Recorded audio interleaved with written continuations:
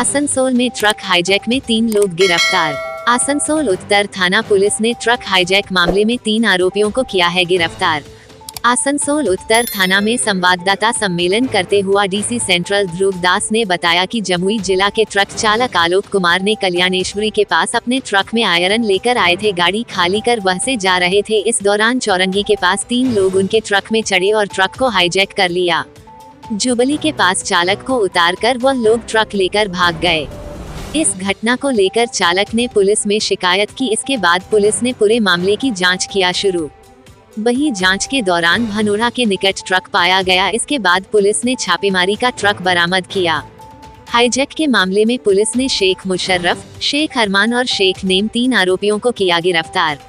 ये तीनों पुरुलिया के निवासी हैं। पुलिस ने उन्हें कोर्ट में पेश कर रिमांड के लिए आवेदन किया है। গতকাল বিহারের জামুইয়ের বাসিন্দা অলোক কুমার, যিনি একজন ড্রাইভার, তার ট্রাক নিয়ে যে ট্রাকটির নম্বর JH10BQ3392 ট্রাক নিয়ে কল্যাণেশ্বরীতে কোনো একটা জায়গায় তার যে মাল নিয়েছিলেন সেটা আনলোড করার পর ফিরছিলেন।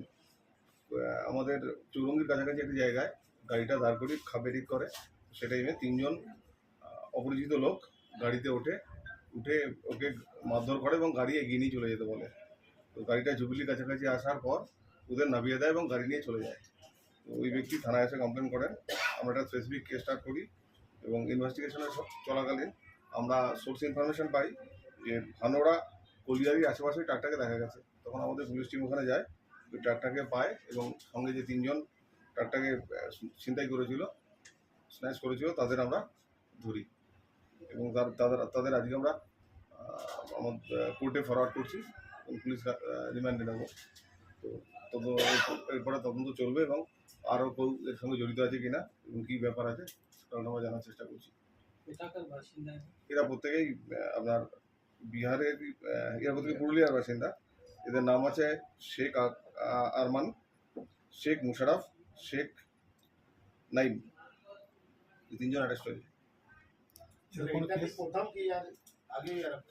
এটা এখনই বলা যাবে না, আমাদের জাস্ট তদন্ত চলছে। ট্রাকে কি মাল ছিল? ট্রাক ফাঁকা ট্রাক ছিল। এরা ট্রাকটা কিছু আয়রন ছিল যেটা ওরা কল্যাণেশ্বরীতে আনলোড করে ফিরছিল। না, এটা এখনো আমরা থেকে পাইনি। আমরা জাস্ট অ্যারেস্ট হয়েছে, ফরওয়ার্ড করছি, পরবর্তীতে আমরা দেখবো কি কেস আছে। এর আগেও ট্রাক হাইজ্যাকিং এর ঘটনা ঘটেছে এবং নট সাকসেস পেয়েছিল। তো কোনো এলাকায় কি সক্রিয় রয়েছে কোনো চক্র, মানে ট্রাক হাইজ্যাকিং? এর আগেও ডেফিনেটলি প্রিভিয়াস কিছু কেস ছিল, সেগুলো আমরা ডিটেক্ট করেছি, অ্যারেস্ট করেছি। এটাও আর একটা কেস আমরা সবেমাত্র অ্যারেস্ট করেছি। তো ডেফিনেটলি এখানে এসে ওরা করেছে, সেটা তো আমরা অস্বীকার করতে পারবো না। দেখছি আর কোনো চক্র আছে কিনা। শুধু কি ট্রাক হাইজ্যাক না আরো বিভিন্ন সাথে এরা জড়িত আছে? না, এখনই বলা সম্ভব নয়। জাস্ট আমরা অ্যারেস্ট করে ফরওয়ার্ড করছি, রিমান্ড আসুন, তারপর দেখব। কদিনের রিমান্ড চেয়েছেন? আমরা জেনারেলি 14 দিনেরই চাই। এই ধরনের ক্রাইমে যারা জড়িত থাকে তাদের আমরা 14 দিনের রিমান্ড চাই। কতদিন অ্যালাউ করে দেখা যাক।